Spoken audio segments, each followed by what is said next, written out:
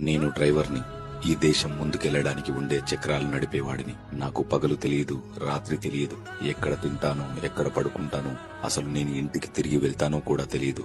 కానీ ఎప్పుడు అవసరం పడినా ప్రతి ఒక్కరికి సహాయపడతాను. అందరూ కరోనాకి భయపడి ఇంట్లో ఉన్న పరిస్థితుల్లో కూడా నేను మీకు నిత్యావసరాలను చేర్చడానికి చాలా కష్టపడ్డాను. కరోనా వచ్చి మీ కుటుంబ సభ్యులు భయపడి మీ దగ్గరకు రాకపోయినా నేను నా ప్రాణం లెక్క చేయకుండా మీకు వైద్యాన్ని చేరువ చేశాను. నాకు కుటుంబం ఉంటుంది. నా పిల్లలు కూడా నా కోసం ఎదురు చూస్తూ ఉంటారు. ప్రతి ఇంట్లో డాక్టర్, ఇంజనీర్ ఉంటారో లేదో తెలీదు, కానీ ఒక మంచి డ్రైవర్ మాత్రం తప్పనిసరిగా ఉంటాడు. మేము కావాలని ఏ రోడ్డు ప్రమాదం చేయము. కొన్నిసార్లు ఇతరులను కాపాడబోయి మా ప్రాణాల మీద కూడా తెచ్చుకుంటాము. కానీ ఇప్పుడు రాబోతున్న కొత్త చట్టంలో ఫేక్ యాక్సిడెంట్స్ లో కూడా మమ్మల్ని బాధ్యుల్ని చేసే అవకాశం ఎక్కువగా ఉన్నట్టు అనిపిస్తుంది. దానివల్ల మా జీవితం, మా పిల్లల జీవితం కూడా పాడవుతుందేమోనని దిగులుగా ఉంది. మీరేమనుకుంటున్నారో కమెంట్స్ లో తెలియజేయండి.